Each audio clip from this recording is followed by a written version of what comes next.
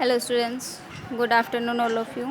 तो हम S block की जितनी भी प्रॉपर्टीज़ थी उन सभी प्रॉपर्टीज़ को हमने एक्सप्लेन कर लिया है। ठीक है, आई होप आप लोगों को समझ आया कि भी होगा। और उसके बाद जो आपका नेक्स्ट टॉपिक है वो है डायगोनल रिलेशनशिप, और उसको हिंदी में क्या बोलते हैं, विकर्ण संबंध। ठीक है, तो लिथियम मैग्नीशियम के साथ और बेरिलियम एल्यूमिनियम के साथ गुणों में समानता प्रकट करते हैं। और ये वैसे अगर हम देखें तो ये किस तरीके से होते हैं, विकर्ण में होते हैं, कि जैसे Li इधर होता है और ये मैग्नीशियम इधर, और इधर क्या होता है बेरिलियम, और इधर क्या होता है आपका एल्यूमिनियम। ठीक है, तो इसलिए इनको हम क्या नाम देते हैं, विकर्ण संबंध। ठीक है, कि जो लिथियम होता है वो अपने आवर्त से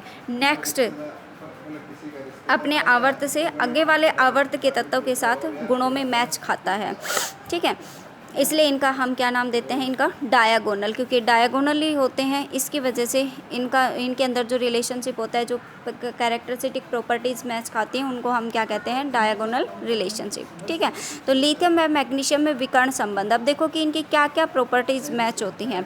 लिथियम अपने वर्ग का सबसे छोटा तत्व है। आपको पता है कि जो लिथियम है वो अपने वर्ग में सबसे छोटा है, क्योंकि डाउन द ग्रुप वर्ग में जब हम ऊपर से नीचे आते हैं तो आकार बढ़ता है।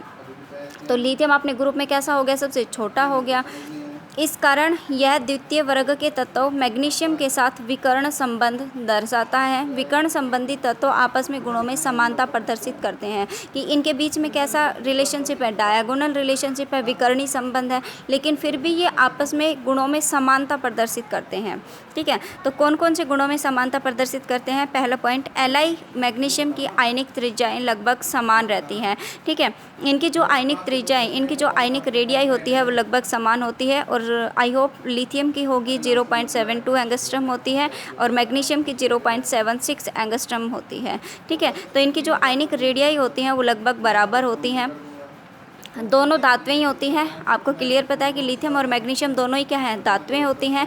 और धातुएं कैसी होती हैं, कठोर, आघात वर्धनीयता और तन्यता जैसे गुण प्रदर्शित करती हैं। क्योंकि धातुएं हमेशा क्या होती हैं, कठोर होती हैं, और कैसी होती हैं, आघात वर्धनीय, कि इनको पीट पीट कर चद्दरें बनाई जा सकती हैं। तन्य होती हैं, इनके खींच खींच कर तार बनाए जा सकते हैं।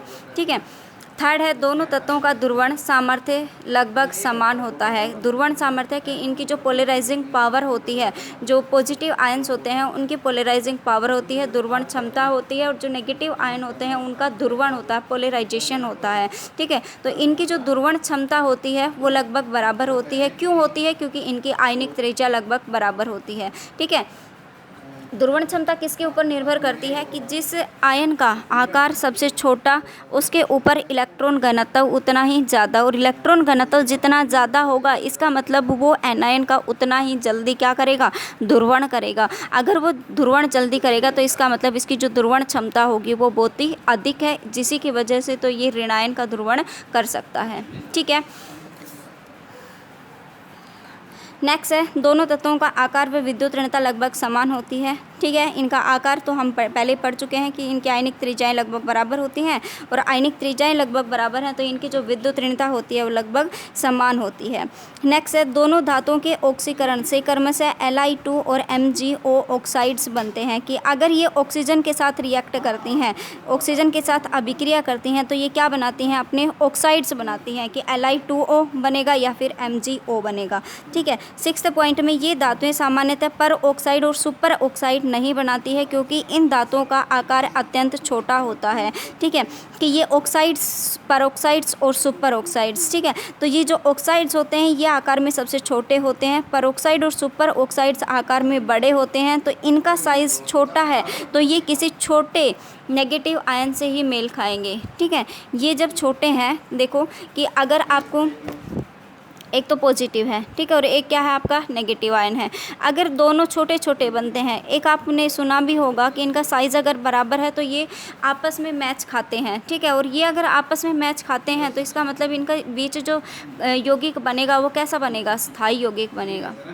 ठीक है, कहने का मतलब कि हार्ड एसिड और हार्ड बेस, सॉफ्ट एसिड और सॉफ्ट बेस, नाम सुना होगा आपने। ठीक है, तो इनके बीच जब आपस में इंटरेक्शन होता है तो इनके जो यौगिक बनते हैं वो बहुत ही स्थायी बनते हैं। तो सेम प्रोसीजर हो गया कि ये पॉजिटिव आयन है और ये नेगेटिव आयन है।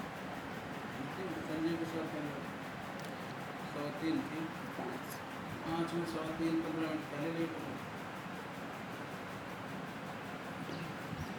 तो जो हार्ड एसिड और हार्ड बेस जो यौगिक बनाएंगे वो स्थायी यौगिक बनाएंगे। ठीक है। उस